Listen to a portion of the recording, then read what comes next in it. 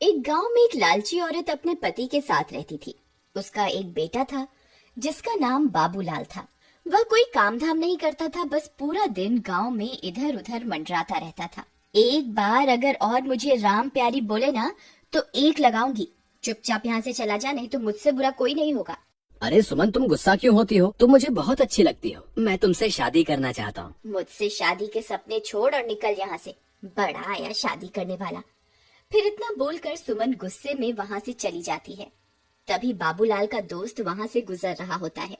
अरे बाबू भाई, ये सुमन तुमसे क्या कह रही थी? कुछ नहीं भाई, अपने प्यार का इजहार कर रही थी। लेकिन भाई उसके हाव भाव से तो कुछ और ही लग रहा था। बाबू भाई मेरी बात मानो तो तुम इससे दूर ही रहा करो। गांव वाले बोलते हैं इस सुमन के ऊपर चुड़ैल का साया है। ये रात को अकेले वीराने में घूमती है। कुछ लोगों ने तो इसके उल्टे पैर तक देखे हैं। तुम्हें पता है ना, उल्टे पैर चुड़ैल की निशानी होते हैं। चल बेवकूफ, तेरा दिमाग खराब हो गया है जो इतनी सुंदर लड़की को चुड़ैल बोल रहा है। सुमन कोई चुड़ैल वुड़ैल नहीं है, मैं तो इसी से शादी करूंगा। फिर इतना बोलकर वह अपने घर की ओर चल देता है।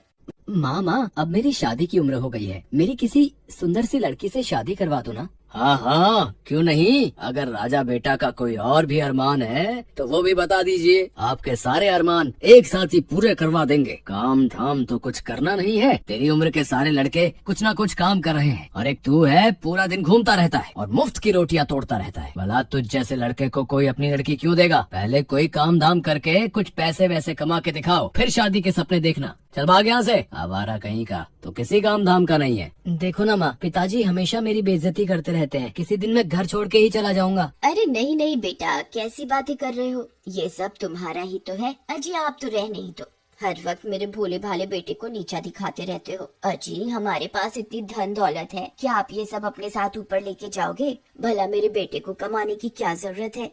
माँ, मुझे सुमन बहुत पसंद है। तुम उसके घर मेरा रिश्ता लेकर जाओ ना। ठीक है, मैं कल ही सुमन के माता पिता से तुम्हारे रिश्ते की बात करने जाऊंगी। फिर अगले दिन बाबूलाल की माँ सुमन के घर रिश्ता लेकर जाती है और उन्हें अपने पैसों का रुबाब दिखाती है। देखिए बहन जी, आप बहुत अमीर लोग हैं और हम गरीब। मेरे पास आपको देने के लिए कुछ भी नहीं है। तुम्हारी किस्मत बहुत अच्छी है जो तुम्हारी लड़की की शादी मेरे बेटे से हो रही है। बस तुम सुमन की शादी मेरे बेटे से करवा दो, मुझे तुमसे कुछ नहीं चाहिए। इतना बोलकर वह वापस अपने घर की ओर चल देती है।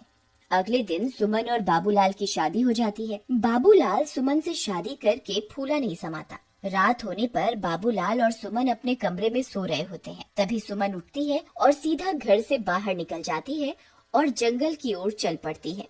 बाबूलाल के दोस्त को सुमन पर पहले से ही शक होता है, इसलिए वह उस पर पहले से ही निगरानी रखे हुए होता है। अरे ये भाभी इतनी रात गए कहाँ जा रही है? मुझे इनका पीछा करना होगा। फिर चीमा सुमन का पीछा करने लगता है। तभी चलते चलते सुमन के पैर उल्टे हो जाते हैं। अरे मर गए रे, इसके तो पैर ही उल्टे हो गए। मेरा शक सही निकला, ये तो चुड़ैल निकली। तभी देखते ही देखते सुमन चुड़ैल में बदल जाती है और गुफा के अंदर घुस जाती है। चीमा की आंखें फटी की फटी रह जाती हैं। फिर वह भी उसके पीछे पीछे गुफा के अंदर घुस जाता है। ए हैवानों के देवता, मैं आपको 9 बलि चढ़ा चुकी हूँ। बस एक बलि और चढ़ाते ही मैं सर्वशक्तिमान बन जाऊंगी। फिर मैं इन शक्तियों से पूरी दुनिया पर राज करूंगी। मुझे अभी के अभी सारी बात बाबूलाल को जाकर बतानी होगी। फिर वह सीधा भागता हुआ बाबूलाल के घर जाता है और खिड़की से उसे आवाज देता है। बाबू भाई उठो, मुझे तुम्हें बहुत जरूरी बात बतानी है, जल्दी उठो। अरे क्या हुआ भाई, इतनी रात तुम यहाँ क्या कर रहे हो? भाई मैंने तुम्हें पहले ही कहा था कि तुम्हारी बीवी चुड़ैल है, लेकिन तुमने मेरी बात का विश्वास नहीं किया था। भाई मुझे लगता है कि तुम्हारा दिमाग खराब हो गया है, जो ये बहकी बहकी बातें कर रहे हो। अच्छा तो ये बताओ कि क्या सुमन घर पे है? इतने में सुमन वहाँ आ जाती है। क्या हुआ चीमा भैया, इतनी रात गए कैसे आना हुआ? चीमा सुमन को घर पर देखकर हक्का बक्का रह जाता है। अब कुछ नहीं भाभी जी, मैं तो बस यहाँ से गुजर रहा था तो सोचा बाबू से मिलता चलूं। अच्छा अब मैं चलता हूँ। इतना बोलकर चीमा वहाँ से दुम दबा के भाग जाता है। अजी क्या हुआ, ये आपका दोस्त आपसे क्या कह रहा था? कुछ नहीं, बस ऐसी ही बेकार की बातें कर रहा था। चलो अब तुम सो जाओ, रात बहुत हो गई है। फिर सुबह होने पर वह सेठानी गुस्से से लाल हो जाती है क्योंकि सुमन अभी तक सो रही होती है। ए बहुरानी, अभी तक सो रही है क्या? घर का काम कौन करेगा? चल जल्दी उठ, मैंने काम वाली की छुट्टी कर दी है। आज से घर का सारा काम तुझे ही करना है। फिर सेठानी के जोर जोर से चिल्लाने की वजह से सुमन की नींद खुल जाती है और वह गुस्से से लाल हो जाती है।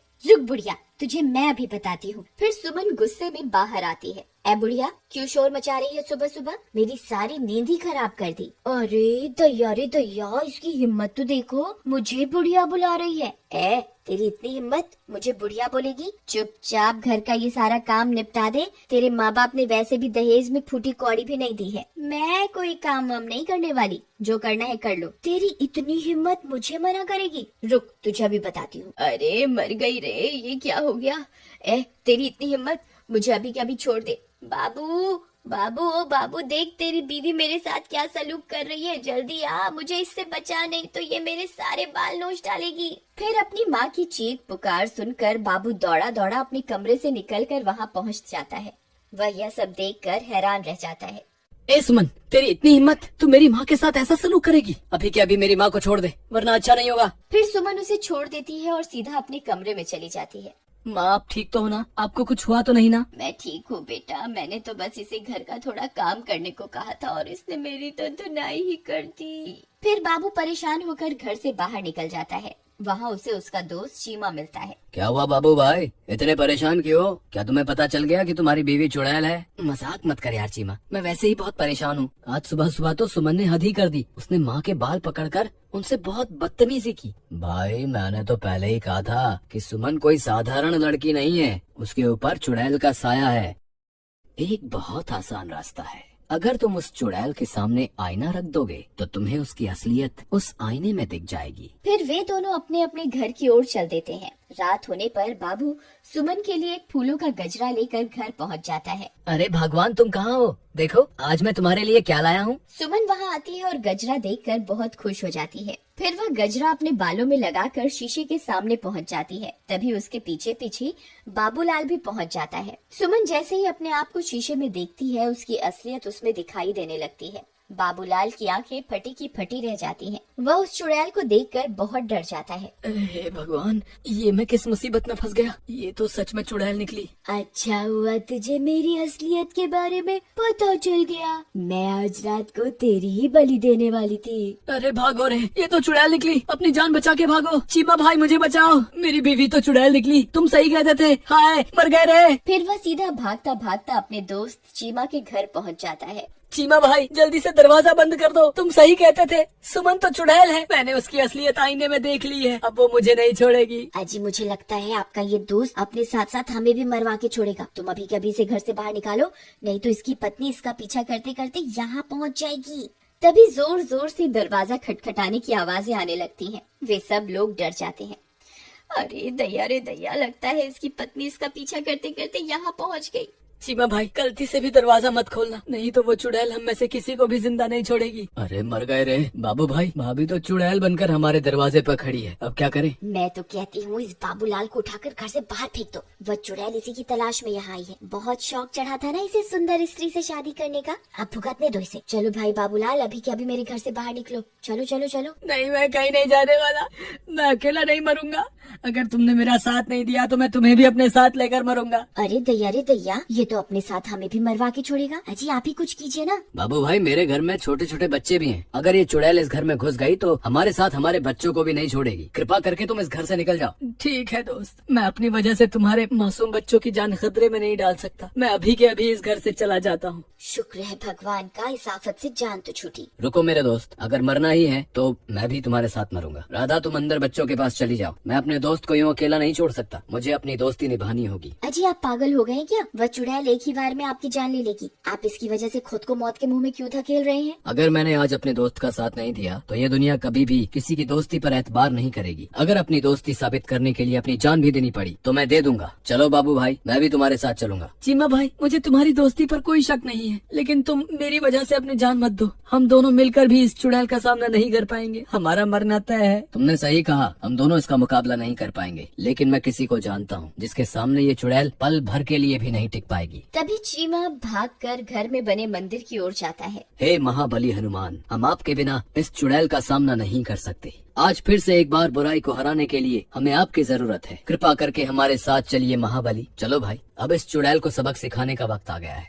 अरे वाह वाह, हम 2 नहीं है चुड़ैल, हम 3 हैं। बोलो महाबली हनुमान की जय, सियापति रामचंद्र भगवान की जय, पवन सुत हनुमान की जय। अरे अरे मर गई रे, ये तूने क्या कर दिया? हे भगवान, मुझे क्षमा कर दो, मुझसे बहुत बड़ी गलती हो गई।